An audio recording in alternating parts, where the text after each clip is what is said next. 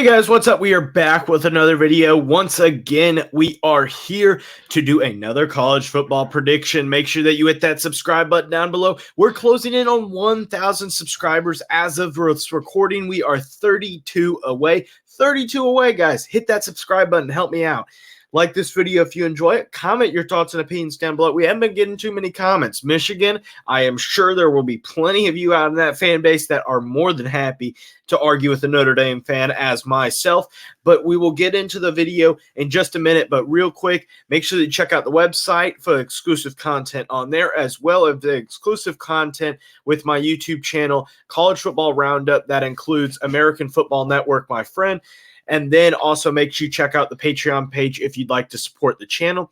All links will be in the description. Oh, also check out the podcast where some content will be on there, as well as audio versions of all of these college football predictions. So let's make our way over to the schedule. So as we make our way over to the schedule, Michigan is known for one of the weakest schedules this year in all of college football. Really, it is one of the weakest schedules I have ever seen from a reigning playoff team.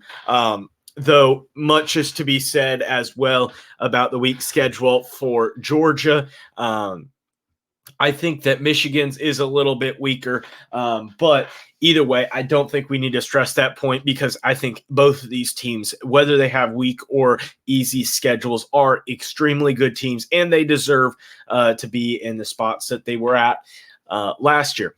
And that is as much positive talk as you'll get out of a Notre Dame fan about Michigan. So Michigan starts off against East Carolina. Like I said, friends with American Football Network. He's a closeted East Carolina Pirates fan. Sorry, but this is going to be a beatdown. The Wolverines welcoming East Carolina. If it was App State, if it was the other North Carolina team, it may be a battle. But in all seriousness, I think that Michigan should run them over with J.J. McCarthy coming back at quarterback. That gives them experience there. But more importantly is a solid offensive line and a running back core led by maybe the best running back in the country. I would argue he is. And his running mate in Donovan Edwards, who may be a top 10 back by the end of the year, if not even top. Like, I really like Donovan Edwards. What he showed last year, especially in the Ohio State game and in the TCU matchup, both looked fantastic. Then you have UNLV coming to town. That's a win. There's not going to be much issue with that game either. I think that you get a pretty easy dub. UNLV has struggled as a program for the past decade or so, really has had a hard time getting off their feet, and I think has a lot of work to do before they're able to really get going. Then you have Bowling Green. This is another dub in the column. This is not going to be a very hard topic to go over. I think Michigan just in the trenches, in both the defense and the offensive trenches, is just a superior team.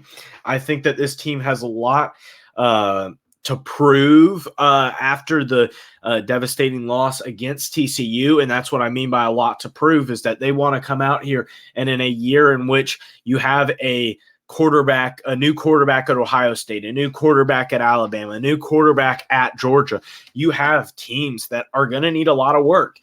So get a win there. Then you have Rutgers coming to town. This is another dub in their schedule. I like Greg Schiano, and I like the fact of what he's done with Rutgers. And to be honest, Jim Harbaugh has struggled against Rutgers from time to time before the turnaround these past two seasons. But overall, Michigan shouldn't have too many issues. I think that this should be a pretty easy matchup. I think in the trenches and stuff like that, I go back to this trenches part. Michigan is so much more physical and so much more physically dominant compared to a lot of their other replacements. And when your entire offensive line is literally all seniors / grad transfers / graduates, like redshirt seniors. So you're looking at a very experienced group, and even the defensive line has some experienced players on there as well. Then you head to your first road test of the season, and that is in Memorial Stadium. That is Nebraska's Memorial Stadium.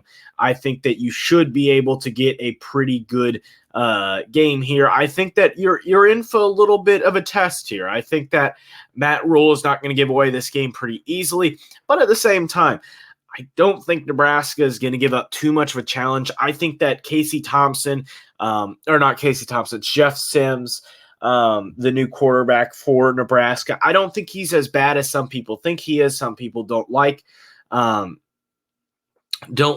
Nebraska with that factor, but I think overall, I think they're in a good spot in order to get the win there, and I think that they should be able to really improve and get the dub there. Then you have another road game, and this is probably the second most interesting or third most interesting road game of the season, in my opinion. I think Minnesota, I like the way the new quarterback played, and I'm sorry, but I'm not even going to try to pronounce that name. Sorry, I'm just not even going to try because his name is really hard. And if you want to really look up new Minnesota quarterback's name, you can. It's some sort of Greek name. Sorry, but I don't know how. But I do like PJ Fleck. I like what he's done with the program. I think it is in a decent direction, but I think that they're just not much better than mediocre, and they really haven't gotten past that since that big time win in Minnesota against Penn State like 4 or 5 years ago. They really just haven't improved past the point where they need to, and I think that kind of continues. I think Michigan gets the dub there. Then Michigan plays Indiana. Probably going to be a closer matchup because Indiana always seems to play Michigan close, but always seems to lose in the end. I think Michigan gets the dub here. I don't think they have much issue. I think they get the win. Then you head to Sparty to play the Spartans. And here's the thing. Mel Tucker has basically decided that he's going to be a bad coach. And I don't think that, well, I really shouldn't say that he's decided to be a bad coach, but I think that when you don't have Kenneth Walker anymore, it makes you look a little bit worse. And I think that even though Jim Harbaugh has struggled with Michigan State over the years, I don't see it. I think that Michigan is in too good of a position. I think they get the dub here. I think Mel Tucker is very possibly fired after this season, if not on the hot seat, though I don't know how the contract works. I know he got a massive extension. And I know for like Jim Harbaugh's contract, it's like $80 million payout this year. No, it's 92 million, and then it's 85 million. Like, I don't know what the buyout is for Mel Tucker, so maybe they're stuck with him for a little while because I know they gave him like a 10-year, $90 million contract. But either way, I don't think Michigan fans care about Mel Tucker that much. Then you welcome Purdue with their new head coach to the building. Like I said, this is a new team, new identity, new quarterback, new coach, new system.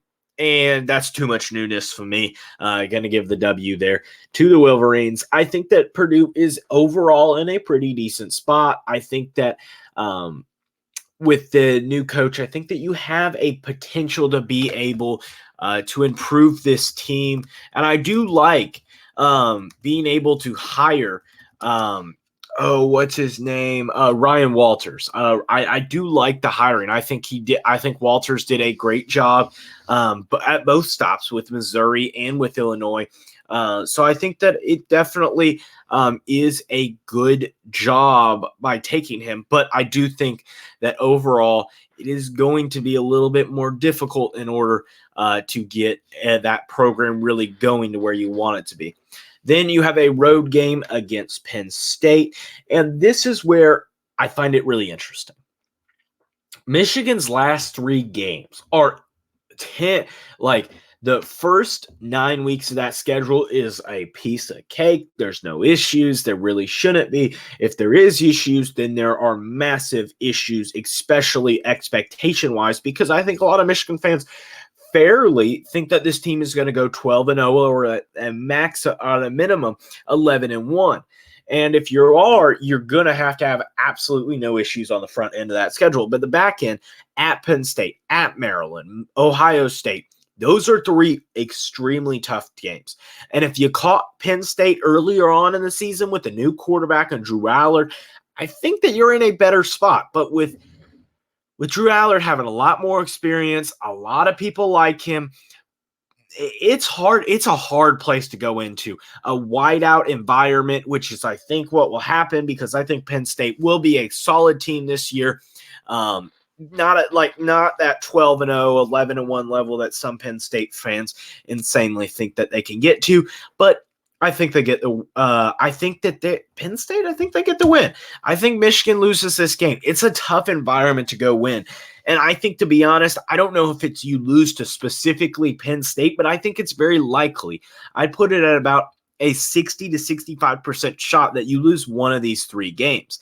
And I personally really like Maryland as well. Tulia Tagovailoa and Mike Loxby have done a fantastic job at turning around Maryland into a 8-9 win program year in and year out. And I think with Tulia coming back for that 5th year, I think that it puts them in a good position to maybe make a run and get maybe 10 wins this season. Maybe get that 10th win, make it a double digit, get that contract extension for Mike Loxby. I think that it's possible.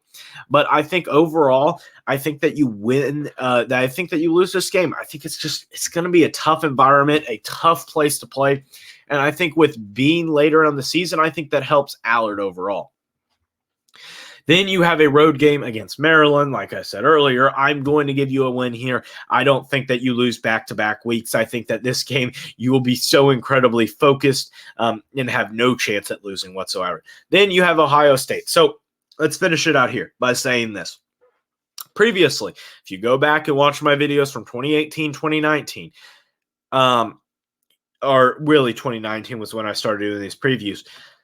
Ohio State, I said back then, Jim Harbaugh had to prove it to me that he could beat Ohio State before I picked Michigan. He beat Ohio State. He beat them twice now. Now it's Ryan Day's turn. Can you beat Michigan? You have to show me that you can beat Michigan before I'm going to give you the benefit of the doubt. So I have Michigan finishing out the season 11-1. I think that is obviously a good season, and you'll have to wait and see. Check out the Penn State and Ohio State previews to see whether I have them winning the Big Ten West. Obviously, you know that I don't have Ohio State winning the Big Ten West with the loss to Michigan, but that's going to wrap up today's video. And make sure you hit the 2 videos down below, hit the subscribe button up here, and as always, have a great day. Bye, guys.